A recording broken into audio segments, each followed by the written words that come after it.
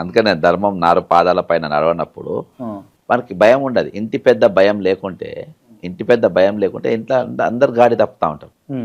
బయట దొంగతనం బయట కూడా అవకాశం ఉంటుంది. వీళ్ళ ఇంట్లో గాడి తప్పి నేను కూడా జొరబడి ఆ కుటుంబాన్ని ఇంకా విచ్ఛిన్నం చేయగలుగుతామని.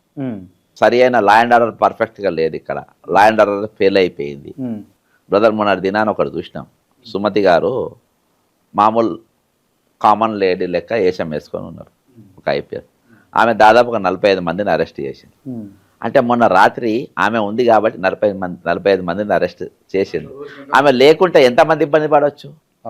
అది అంటే నీకు డ్యూటీ చేసి ఏమున్నా అంటే ఆమె ఆ పని ఆమె ఒక సొసైటీకి ఆమె ఆ డ్యూటీ సక్సెస్ఫుల్గా 40 మంది పట్టుకొని కానీ ట్రాప్ అనేది వేరే.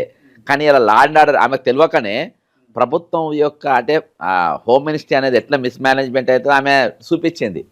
ఇప్పుడు ఇది అందరు ఎస్పీలు చేస్తే, అందరు పోలీసులు చేస్తే కొన్ని వేల మంది దొరుకుతుండొచ్చు. అకతాయిలని రకరకాల అది డ్రగ్సే కానీ గాంజా చేలే కానీ. నిన్న ఒకరిని చూసినాం మనం, బాగా ట్రోల్ అయింది. వాడు గాంజా దాగా మందాగో తెలియదు, కత్తి పట్టుకొని పోలీసుల మీదనే తిప్పుతుండు. కత్తి పట్టుకొని లేటెస్ట్ నిన్నదే అది మళ్ళీ తెలంగాణలో కత్తి పట్టుకొని ఆయన మీదికి పోతుండే. 5-6 పోలీసులు కూడా ఉన్నారు అక్కడ. అంటే ఈరోజు మత్తు అనేది ఎక్కడికే కాదు, మత్తు అనేది తిక్కలేసింది. అక్కడ ఆ పిల్లగాని తప్పు లేదు, ఆ పిల్లగాని మెత్తిలో ఉన్నటువంటి మత్తు ఆ విధంగా తయారు చేసింది. ఓకేనా? ఇంకోటి నేను ల్యాండర్ వస్తాను.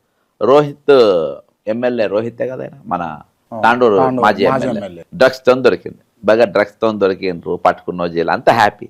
అసలు ఫామ్ హౌస్ దాకా డ్రగ్స్ వస్తుంటే ఇన్ని చెక్ పోస్టులు ఏం చేసినాయని అడుగుతున్నాను. అక్కడ దాకా డ్రగ్స్ వచ్చినాయంటే అక్కడ డ్రగ్స్ వచ్చినాయి, ఆయన తాగబోతుండు, ఆయన పట్టుకోబోతుండు అనేది నీకు పక్క ఎవడో ఇన్ఫర్మేషన్ ఇచ్చింది, ఆయన ట్రాప్ చేసి పట్టుండు.